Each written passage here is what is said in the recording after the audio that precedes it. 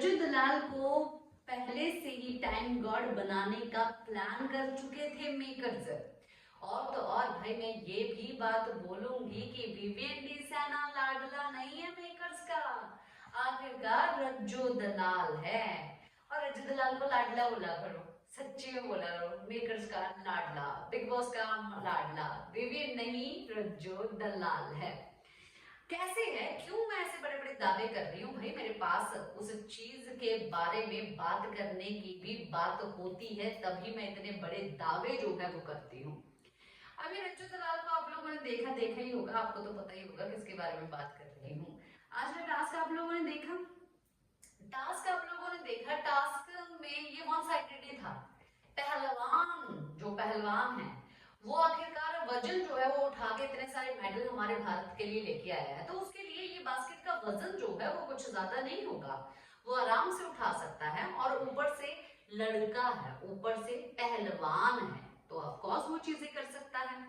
तो अब लड़कियों को बास्केट दी गई, वही बास्केट जो पहलवान को दी गई, और तो और 45 एज की लेडी को भी वही बास्केट देगी। तो ये दिखाई दे रहा था साफ तौर पे कि भाई ये टास्क जो है वो बना हुआ था रज्जू दलाल के लिए। लड़कियां इनको बास्केट नहीं उठा पा रही थी, वो बास्केट बहुत ही ज्यादा भारी थी और लोहे से जो उसकी तारे बनी हुई थी ना, लोहे से बनी हुई थी, लोहे का वजन था उसमें, तो काफी ज्यादा तकलीफ हो रही थी। तो लड़कियां जो है वो इसमें एक्चुअली में पार्टिसिपेट अगर करती भी हैं तो वो हार ही जाएंगी, ये वन साइडेड ही था। ऊपर से ऐसा नहीं है कि ये टास्क जो है पहले नहीं हुए हैं।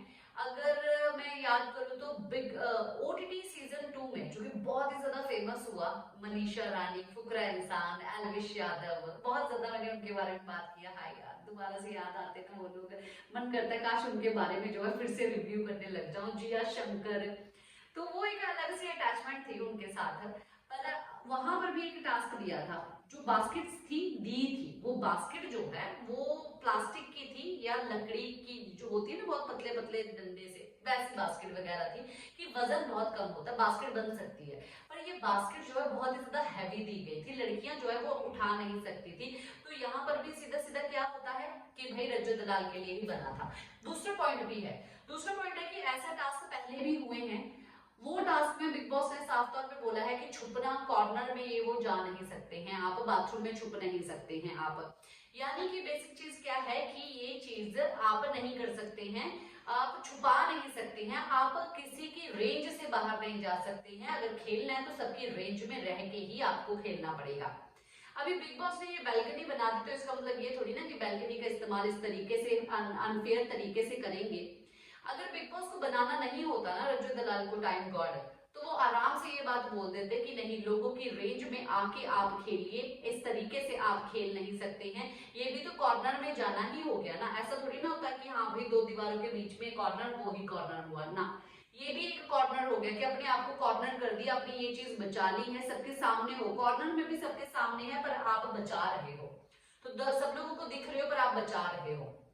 तो पहले भी ऐसी चीजें हुई हैं, पेड़ के ऊपर लोग चढ़े हैं, बास्केट से चीजों को जो है ऊपर तक छुपा दिया है कि वो आखिरकार कोई रेंज तक ना पहुंच पाए। तो बिग बॉस ने उन लोगों को भी टोका है, वहां से भी निकलवाई है, पेड़ के ऊपर नहीं चढ़ सकते, हाइट में नहीं चढ़ सकते हैं, काफी सारी चीजें हुई हैं। और ऐसे सीजन में भी डेफिनेटली ऐसी चीजें आगे भी देखने के लिए मिलेगी, जिसके ऊपर हम लोग बात जरूर करेंगे कि उस वक्त आखिरकार रज्जू दलाल को क्यों नहीं रोका था, अब आखिरकार इसको क्यों रोक रहे हैं, उसको क्यों रोक रहे हैं। तो ये वन साइडेड गेम थी। रज्जू दलाल को चाहते थे मेकर्स कि वो टाइम गॉड बने। भाई मेकर्स का क्या, मैं खुद चाहती थी वो टाइम गॉड बने, मैं नहीं चाहती थी चाहत पांडे बने, मैं नहीं चाहती थी शिल्पा श्रोडकर बने, मैं भी रज्जू दलाल को ही चाहती थी। ऐसा नहीं कि खुशी में भाई मैं तो उसकी फैन बन गई, ना ना ना ना, ऐसा कुछ नहीं। मैं तो फैन एक्चुअली में किसी की कभी भी बनती नहीं है, क्योंकि अगर फैन बन गई ना तो न्यूट्रल नहीं रहा जाता है, रिव्यू सही नहीं होता है, फिर एक सॉफ्ट कॉर्नर जो है किसी के लिए आ जाता है। तो अब ये रज्जू दलाल जो है ये आखिरकार अनफेयर चीजें कर ही रहा है। अभी आप लोग बताइए आपका क्या कहना है? सही बातें बोली, लाडला कौन है? रज्जू दलाल। इसी के साथ मैं लेती हूँ इजाजत, नमस्कार।